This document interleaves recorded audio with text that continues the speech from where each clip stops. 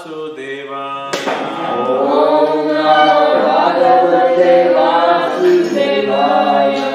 Narayanam namaskrityam naram chaiva narottamam devim saraswatim vyasam tato jayam udirayet.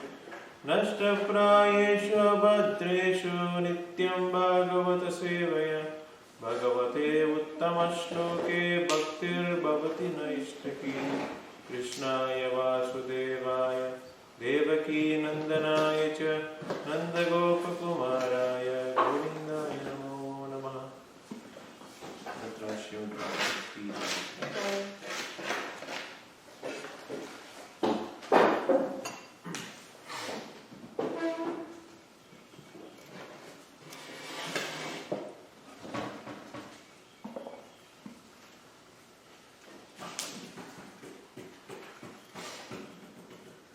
Reading from Canto 2, Chapter 8, text number 26.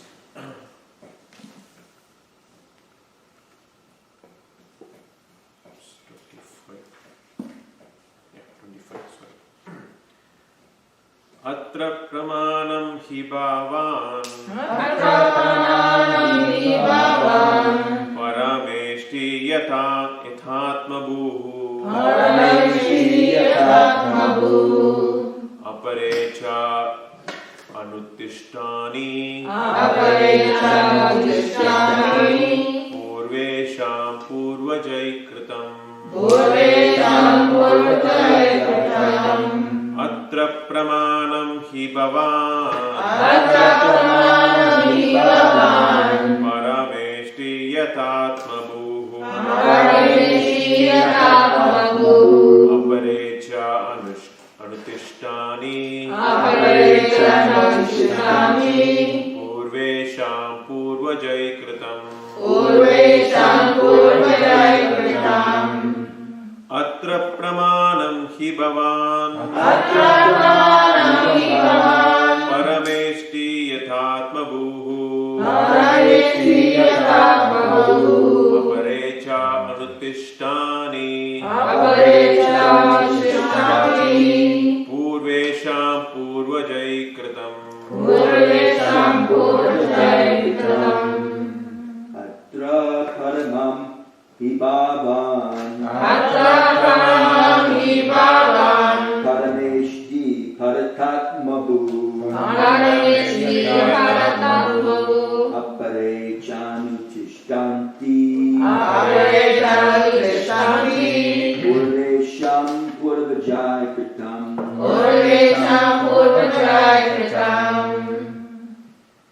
Atra pramanam hi bhavan parameshti yatatma bhuhu aparechanutishtanti purvesham purvajai kritam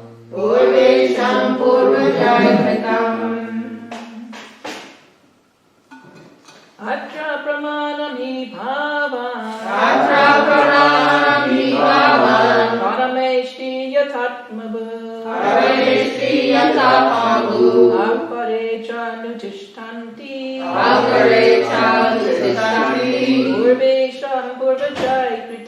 purvesham purvajai kritam Atra pramanam hi bhavan parameshti yathatma bhuhu aparechanutishtanti purvesham purvajai kritam Atra paramam hi bhavan parameshti yathatma bhuhu aparechanutishtanti purvesham purvajai kritam Atra pramanam hi bhavan parameshti yathatma bhuhu aparechanutishtanti purvesham purvajai kritam Purvesham Purvajayakritam Atra Pranami Bhavan Parayesti Yatatmahu Aparesham Chushtanti Purvesham Purvajayakritam Atra Pranam Hi Bhavan Atra Pranam Hi Bhavan Parameshti Yatatmahu Parameshti Yatatmahu Aparesha Nitisham Aparesha Nitishyanti Purvesham Purvajayakritam Purvesham Purvajayakritam.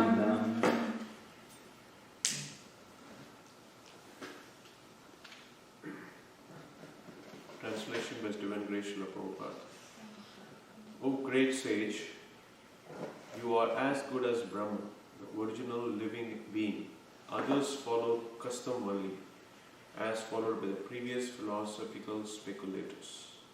Please can you repeat? O great sage, O great sage, you are as good as Brahma, you are as good as Brahma, the original living being. the original living being. Others follow Others follow custom only, custom only, as followed by the previous philosophical speculators. Is followed by the previous philosophical speculators. Purport by Srila Prabhupada. Jai. It may be argued that Shukadeva Goswami is not the only authority of perfect knowledge and transcendence, because there are many other sages and their followers. Contemporary to Vyasadeva or even prior to him, there are many other great sages such as Gautama, Kannada, Jaimini, Kapila and Ashtavakra. And all of them have presented a philosophical path by themselves. Patanjali is also one of them. And all these 6 great rishis have their own way of thinking, exactly like the modern philosophers and mental speculators. The difference between the 6 philosophical paths put forward by the renowned sages above mentioned, and that of Shukadeva Goswami as presented in Srimad Bhagavatam, he said all the 6 sages mentioned above speak the facts according to their own thinking. But Shukadeva Goswami presents the knowledge which comes down directly from Brahma, who is known as Atmabhu, or born and of educated by the Almighty Personality of Godhead. Vedic transcendental knowledge descends directly from the Personality of Godhead. By His mercy, Brahma, the first living being in the universe, was enlightened, and from Brahmaji, Narada was enlightened, and from Narada, Vyasa was enlightened. Shukadeva Goswami received such a transcendental knowledge directly from his father, Vyasadeva. Thus, the knowledge being received from the chain of disciplic succession is perfect. One cannot be a spiritual master in perfection unless and until one has received the same by disciplic succession. This is the secret of receiving transcendental knowledge. The 6 great sages mentioned above may be great thinkers, but their knowledge by mental speculation is not perfect. However perfect and empiric philosophers may be in presenting a philosophical thesis, such knowledge is never perfect because it is produced by imperfect mind. Such great sages also have their disciplic successions, but they are not authorized because such knowledge does not come directly from the independent Supreme Personality of Godhead, Narayana. No one can be independent except Narayana. Therefore, no one's knowledge can be perfect, but everyone's knowledge is dependent on the flickering mind. Mind is material, and thus knowledge presented by material speculators is never transcendental and can never become perfect. Mundane philosophers, being imperfect in themselves, disagree with other philosophers because a mundane philosopher is not a philosopher at all unless he presents his own theory. Intelligent persons like Maharaj Parikshit do not recognize such mental speculators, however great they may be, but hear from the authorities like Shukadeva Goswami, who is not different from the Supreme Personality of Godhead by the Parampara system, as is especially stressed in Bhagavad Gita. Hariyo Tat Sat. Om Jnanatimirandasya Jnananjanashalakaya Chakshur Unmilitam Yena Tasmai Shri Gurave Namaha Shri Chaitanya Manoveeshtam Stapitam Yena Bhutale Swayam Rupa Katamahyam Dadati Svapadantikam Mukam Karoti Vachalam Pangum Langayate Girim Yatkripa Tamaham Vande Shri Guru Dinatarinam Paramananda Madhavam Shri Chaitanya Mishwaram Nama Om Vishnupadaya Krishna Prishtaya Bhutale Srimate Bhaktivedanta Swami Niti Namine Namaste Saraswati Deve Gauravani Pracharine Nirvishesha Shunyavadi Paschatya Deshatarine Jai Shri Krishna Chaitanya Prabhu Nityananda Shri Advaita Gadadara Srivasya Gauravanta Hare Krishna Krishna Krishna Hare Hare Hare Rama Rama Rama Hare Hare.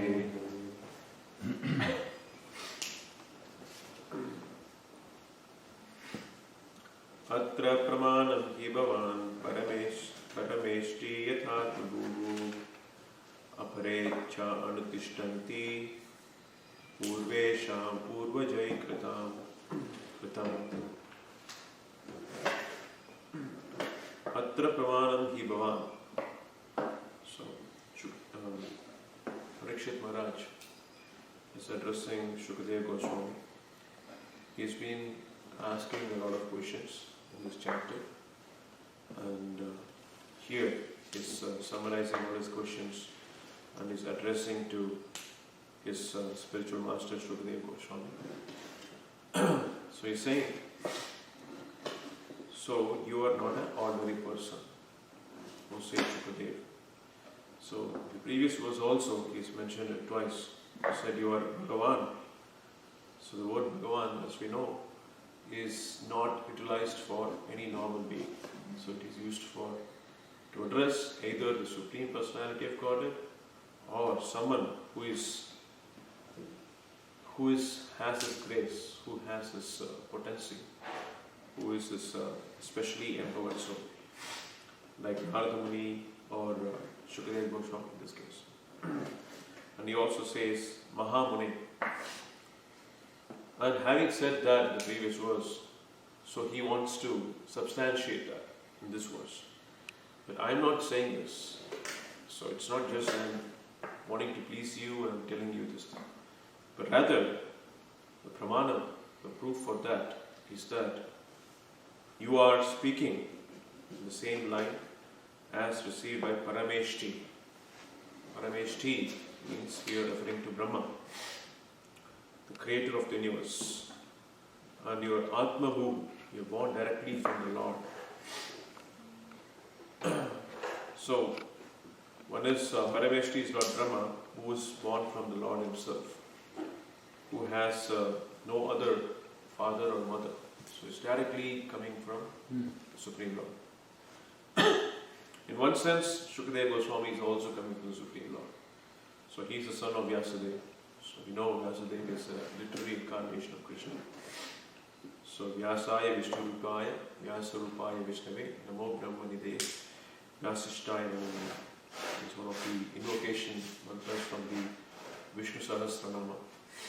So where the Bhishma is glorifying Vyasa as the incarnation of Vishnu. So Vyasa is the word Vyasa means one who divides. So Vyasaha, Vyasayati iti Vyasaha. So one who divides the Vedas is called as Vyasa. So till the Dwapara Yuga, so the Vedas, as you know, was called Atharva Veda. There was only one Veda. It was a one complete homogeneous body of literature. So anything that is if you are given a book, and if the book doesn't have chapters in it, so it's going to be very difficult to follow it, or very difficult to remember things and track the understanding and then understand clearly the message that's conveyed in the book. So it has to be divided into logical chapters. Just like Bhagavad Gita, it requires 18 chapters with it. So and each one talks about a specific yoga system and giving a specific message. Same way, so the entire volume of the Vedic literatures, if it is just given to us, it's too much for any conditioned living entity to absorb and assimilate the information given there. So therefore, Vyasadeva, at the end of the Dwapara Yuga, in every Chatra Yuga, so he divides this Vedas into different parts, different portions. So in this age, he divided into 4 portions.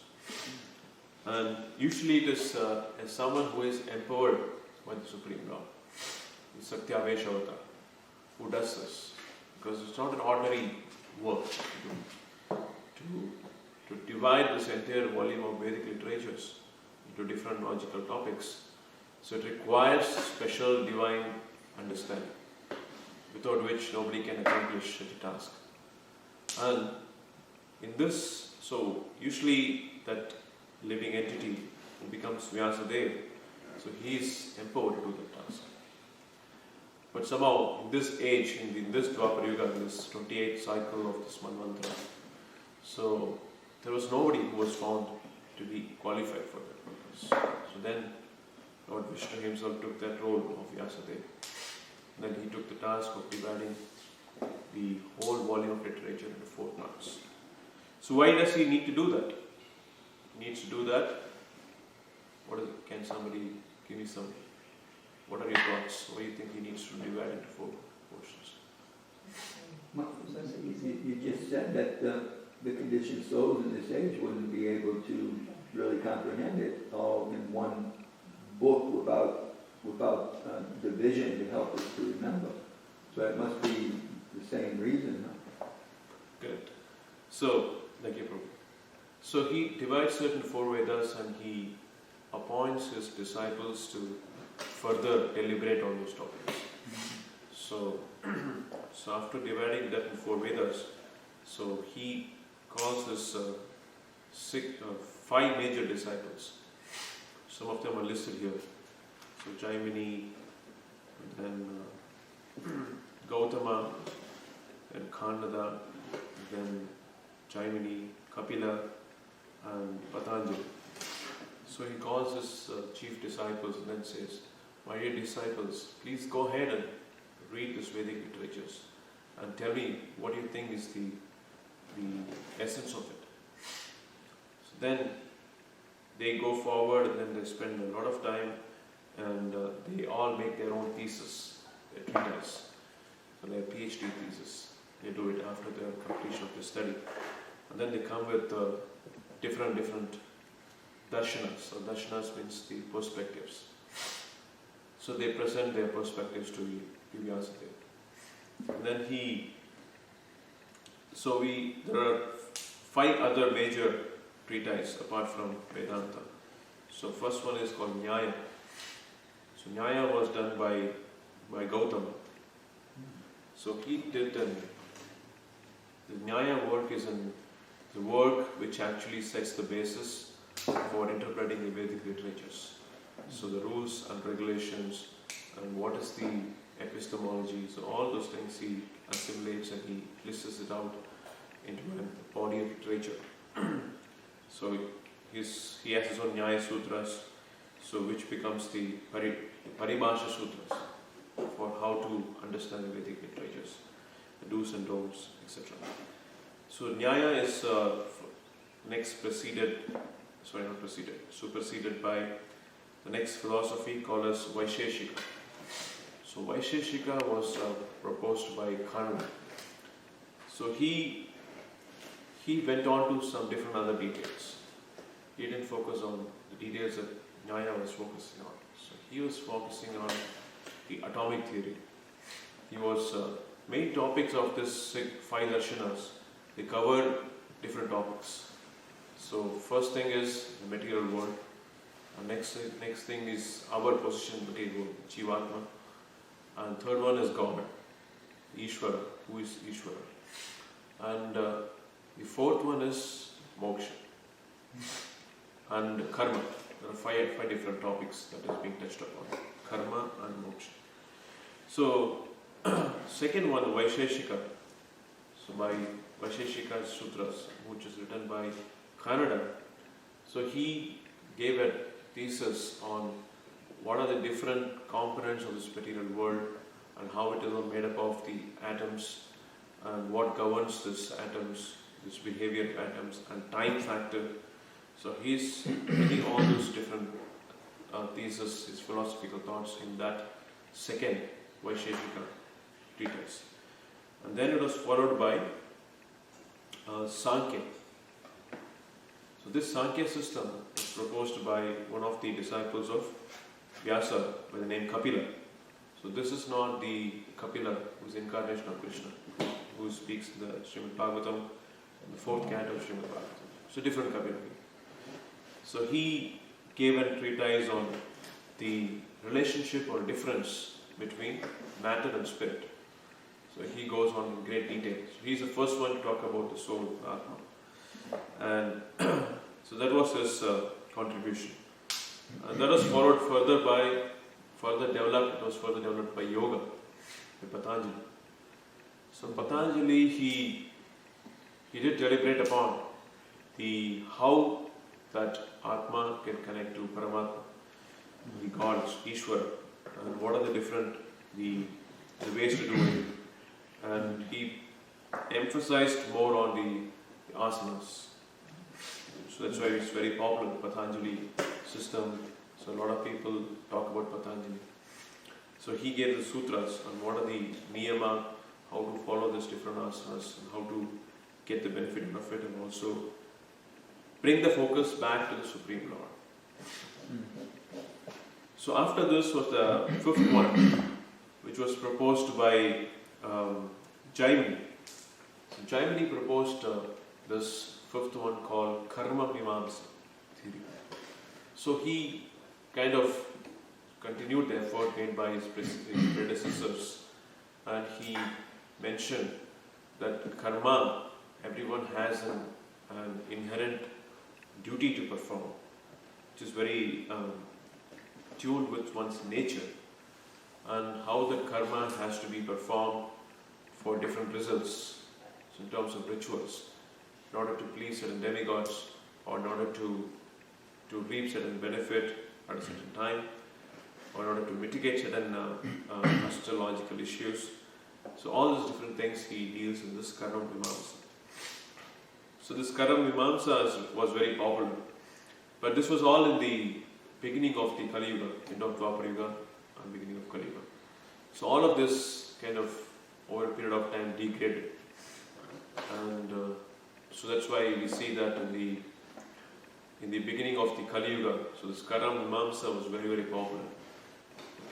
The followers of that theory, the Brahmanas, they like to do different ritualistic sacrifices in order to please different demigods, and they would also sacrifice animals in that.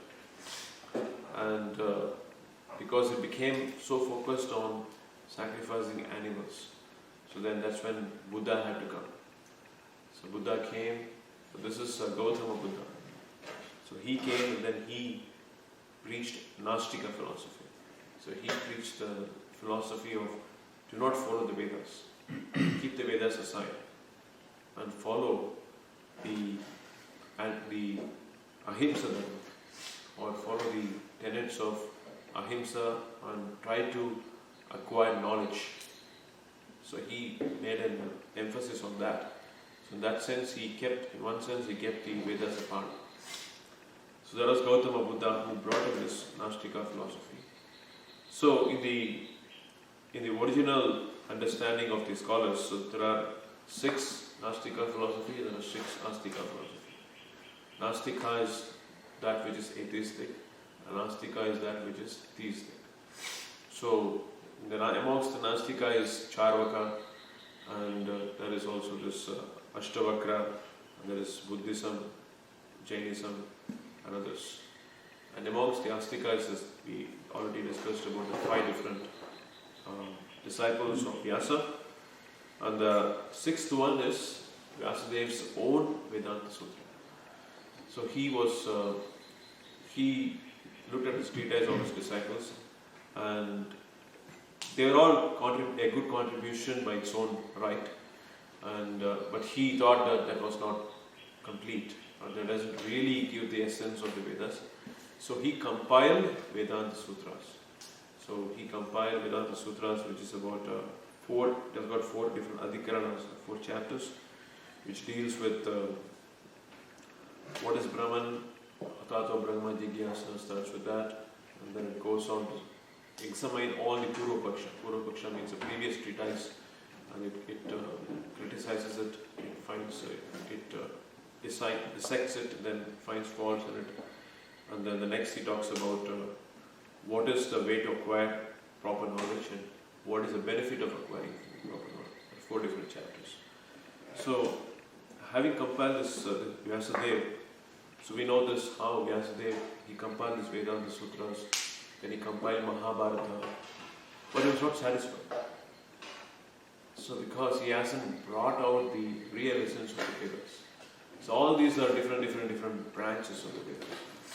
So which is all good for human intellect to kind of keep the intelligence engaged. But finally, that's not the goal of all these things. So Vedaischa sarve ahameva vedyaha. Vedanta krit vedavid eva cha. The purpose of all the Vedas is to know Supreme Personality of God.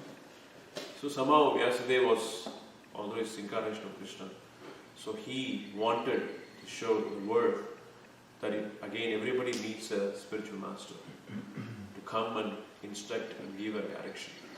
So by his own example, just like Lord Chaitanya also by his own example, so he took initiation from Ishvara Puri. Yesterday Prabhu spoke in a great length about Madhavendra Puri and Ishvara Puri. So in the same way here, Vyasadeva also, so he showed by his own example that you need to surrender to your pure devotee. In this case it was Narada Muni who came and spoke to Vyasadeva and gave this instruction that he has to compile that literature which will be a panacea for all the suffering beings, which will be the ultimate solution for all the suffering humanity, or all living entities for that matter. So that was Srimad Bhagavatam. Srimad Bhagavatam was the Ligama Galitam Phalam Shukamukar Amritam Drava Samgitam. So it's just the ripened fruit of the Vedic tree. It is the essence of all the Vedic literatures. So, just like the purpose of the cow is to take the milk, and even the milk, what is the essence of the milk? Can somebody say? Ghee. Ghee. Yeah. Ghee is the essence of the milk.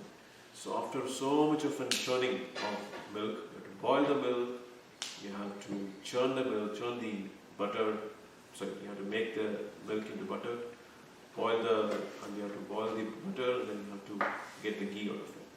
So if you use so much of gallons of milk, then you're going to get so little of ghee, because that is the essence of all the milk. So this is all described in the Srimad Bhagavatam Mahatmya. So just like the essence of the milk is the ghee, and just like the essence of the sugar cane is the sugar. So sugar cane, if you want to get sugar out of the sugar cane, so you have to first, of course, sugar cane, you have to take all the skin out, and you have to pass it down and get the juice of it, and then you have to boil the juice for so much long time, and you have to take all the residues and all the unwanted impurities, and then finally it becomes sugar. So that is the essence of the sugar cane. So in the same way, the essence of Srimad Bhagavatam is the essence of the Vedic literature is Srimad Bhagavatam. And here, Parameshti Yathatma Bhu.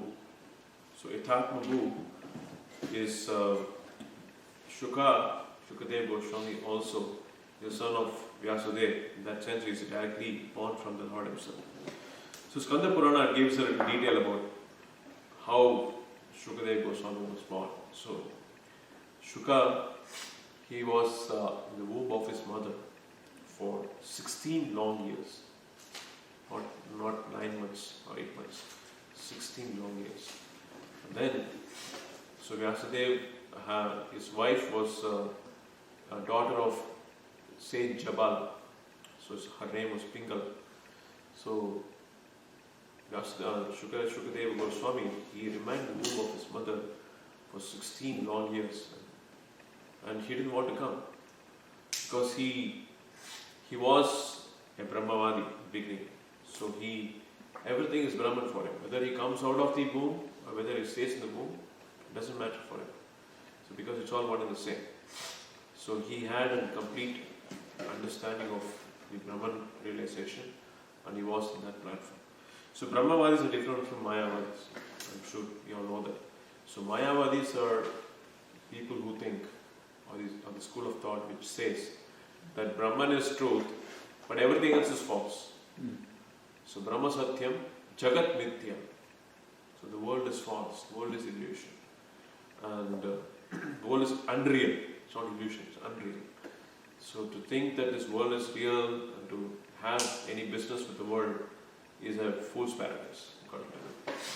And for them, Brahman is an inert matter. So they don't understand this.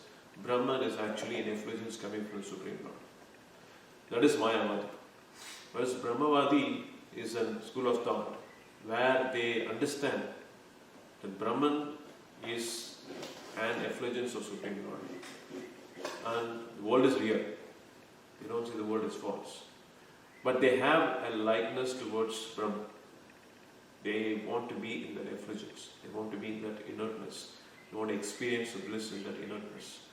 And they don't say, the understanding is it's ultimately the Supreme Lord. But they like to be in that platform. They are called as Brahmavadas.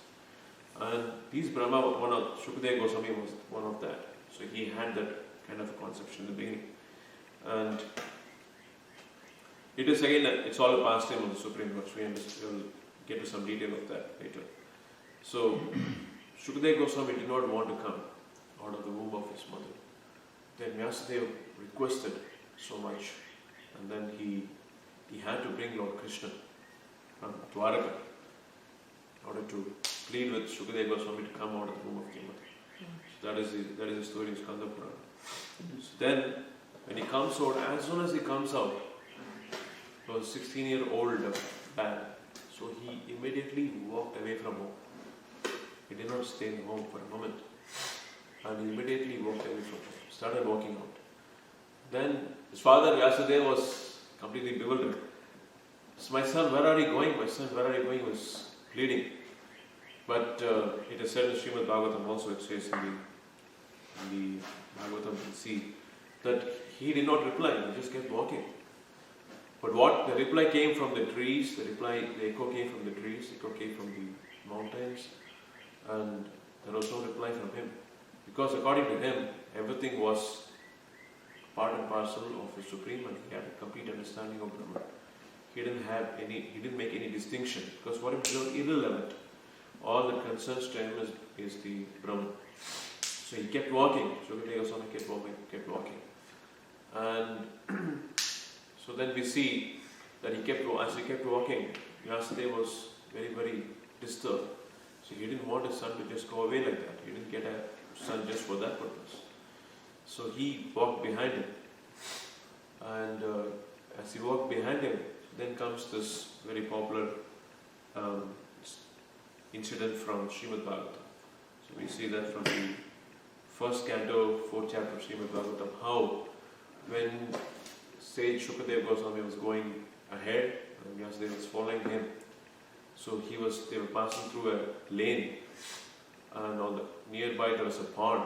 And in the pond there were some ladies who were taking bath, young damsels. So they were not even covering themselves, so they were taking bath. But when Shukadeva Goswami passed by, so they did not even bother to cover themselves. But when Vyasadeva passed by, so they all became very aware and then they covered themselves. So Vyasadeva was very bewildered. So there's a string of different incidents that happens. And then Vyasadeva is stopped and then he asked, it's very astonishing. See, I'm an old person, I'm a grahastha, and you are covering yourself when I'm passing. But whereas Shukadeva Goswami is 16-year-old man, and he didn't bother to cover yourself. How is it? Why did he do this? What is the explanation for this? So then, the young girls have said, so you're only asking this question. Your son is not asking this question. So for your son, from the way he looked, nothing is different. Whether it is a tree or whether it is a stone, whether it is bodies, human bodies, he did not distinguish. For him, everything is all he is concerned is Brahman. Although he is looking, he is still not looking. Pashyanapi na pashyati. So he is not even looking at us. So, but you are a grihastha, and you make distinction between what is the right, what is wrong, and what is the different system, what is the different do's and don'ts. You make a distinction of all these things. So when you came, then we knew that you are not the same as your son, and then we covered ourselves. So that's a story that comes in Srimad Bhagavatam also. So that was Shukadeva Goswami. He was so detached from anything, and he kept walking. So finally, Vyasadeva, he had to speak 2 verses from Srimad Bhagavatam. It's talking about Lord Krishna, Supreme Lord. So when he spoke from that Srimad Bhagavatam, 2 verses from Srimad Bhagavatam, then he could catch the attention of Shukadeva Goswami. When that sound vibration entered into his ears, and then the Shukadeva, who was all this time at Brahmavadi, then he completely turned around. And then he came back to his father and asked, what was that you spoke? So, and please tell me more. That's when he could get him back. So essentially, the pastime here is Shukadeva Goswami. He didn't want to become one of the disciples of Vyasadeva, and then go through all the other Vedic literatures, and then come to Mahabharata, then have to hear Srimad Bhagavatam. So he wanted to directly go to the essence. He wanted to get to the essence directly. He didn't want to go through all these things. So that is why he could only be attracted by Srimad Bhagavatam. Nothing else could attract him. So that shows the superiority of Srimad Bhagavatam. So then we hear then how Vyasadeva gives this entire Shukadeva Goswami, the entire Srimad Bhagavatam. He explains to him, and then Shukadeva Goswami absorbs just like a sponge. He absorbs everything, and then he sets again, leaves the home and keeps going towards Ganges, where he knows Maharaj Parikshit will be there, and then we all know how Srimad Bhagavatam came to be spoken there. Shukadeva Goswami was asked a lot of questions by Maharaj Parikshit, and then he gave all this the entire narration of Srimad Bhagavatam. So here, it's very important, Maharaj Parikshit is very rightly, he is giving that credit to Shukadeva Goswami, because he is not ordinary soul. And in fact, the Skanda Purana also mentions he is the incarnation of Lord Shiva. So he is the most highest of all Vaishnavas. And he speaks the Srimad Bhagavatam for the welfare of entire humanity. And who else can be qualified than him? Shukadeva Goswami. So he came, he is the greatest Vaishnava. And you also see he is one of the Mahajans. He is authority of the Vedic literatures. And he is the son of Vyasadeva. So in all sense he was very highly qualified.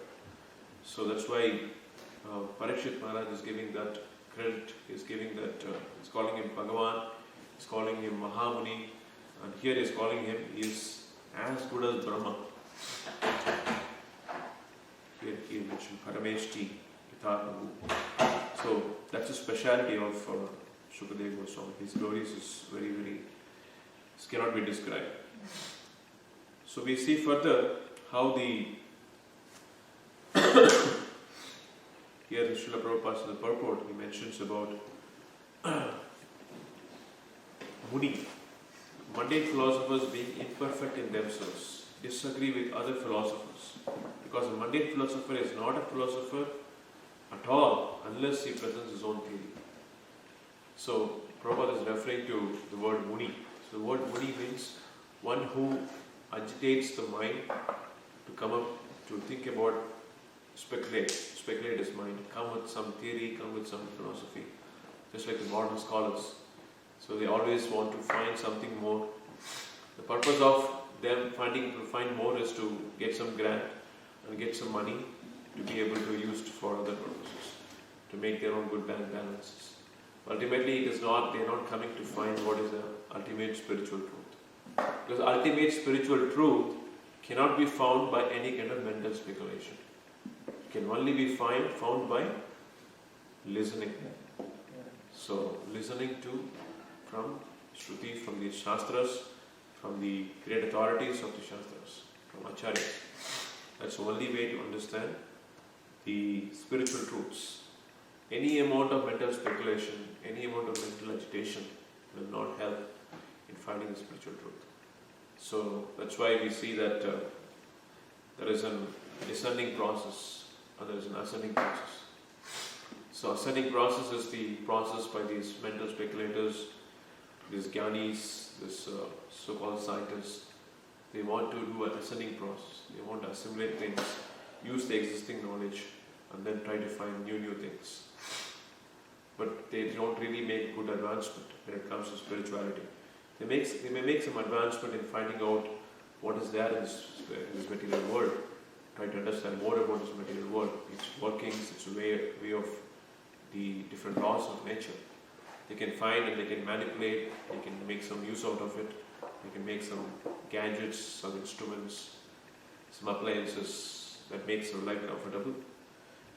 But when it comes to spirituality, one has to take shelter of the Guru, Sadhu and Shastra.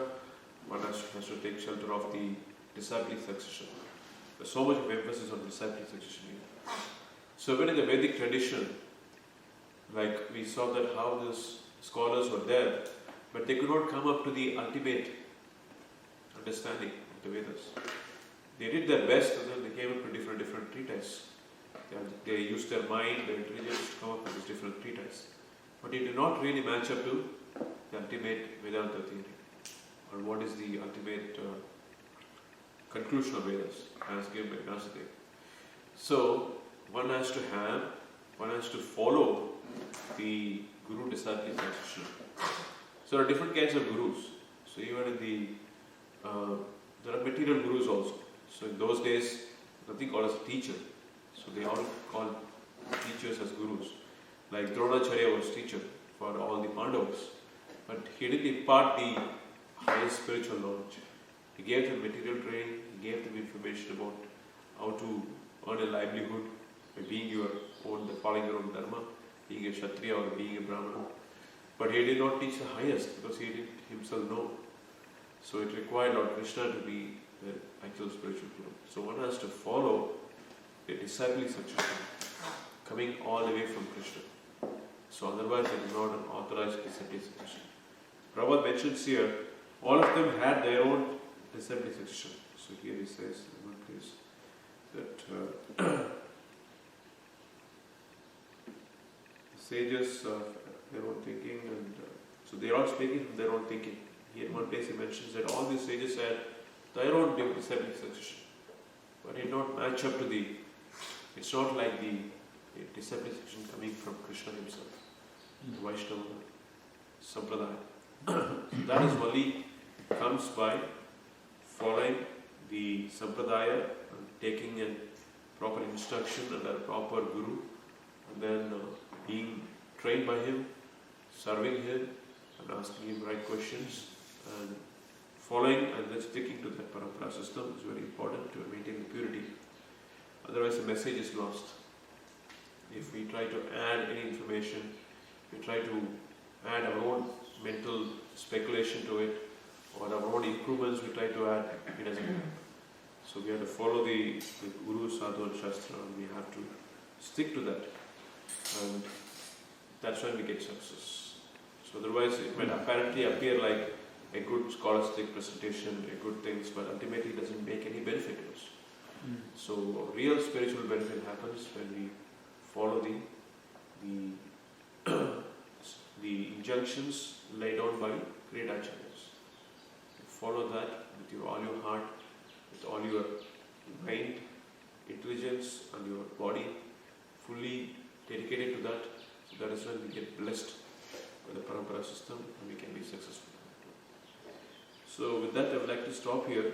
I'd like to mention today is also Akshaya Tritiya. It's a very special day. So from the material perspective, so people say that if you buy something today, it comes threefold. Akshaya Tritiya. It never gets exhausted. It's like Akshaya Patra. Right? Akshaya Patra is a vessels, right? I bought a food processor yesterday. I should have bought it today. Yeah, so in India they buy gold today. So a lot of people, they buy gold. There's a big scheme, all the banks, they have some schemes. And you buy it today, then it becomes multifold. So they understand. So there's also, interestingly, on this same day, there is also pastime of Sudama pastime that happened. So Sudama, you all know, is a great childhood friend of Lord Krishna. So he was a co-student with Lord Krishna in the Sandipani Muni's ashram. And so he went to see Krishna. So why did he go to see Krishna? Because he was in highest poverty. So he had nothing to eat in his house. And he had not even a single food grain. So his wife was pestering him. So you have such a wonderful friend who is the king of Dwarka and who can give you everything. You just have to go and show yourself up. He will give you everything. You don't have to worry about anything. Life completely transformed. So what did he go? He was just pushing. But he was hesitant. He being a pure devotee, he didn't want to ask anything from Krishna. And he was completely satisfied with whatever he had. So that's the nature of a devotee. Yadrishtalava santushto. Whatever he has, he's completely satisfied. He doesn't want any more thing, not even a single penny. So that is what a pure devotee is. That's what is Sudama. So, but however, because his wife was insisting and he could see not just for himself, but for his own family, his wife, his children were dependent on him, and it was his duty bound to provide to them. So he conceded and then he decided to go. But his wife said, "Don't go empty-handed. Take this flat rice." She packed it. She borrowed from some neighbor, put it in a small bundle, and then gave the bundle to Sudama. Sudama took a long trek to Dwarka. It was a long, many days of walking. So finally he reached the gates of Dwarka, but he was not allowed inside the gates. So Lord Krishna somehow knew that his devotee is coming. So he came out of the gate and then he brought Sudama inside. And he served him because he was a Brahmana, and not just he was a Brahmana, he was a pure devotee, he knew that. So Krishna has nothing else to do. All he has to do is just serve his pure devotees. That is all he wishes to do. So he got a chance, he didn't want to leave it. So he got a Sudama seated in a nice asana, and then he gave him all upacharas, and then he washed his feet, and whatever grahastha should do, he offered all the things to Sudama. Then finally started to inquire, and then started to discuss different things about their early pastimes.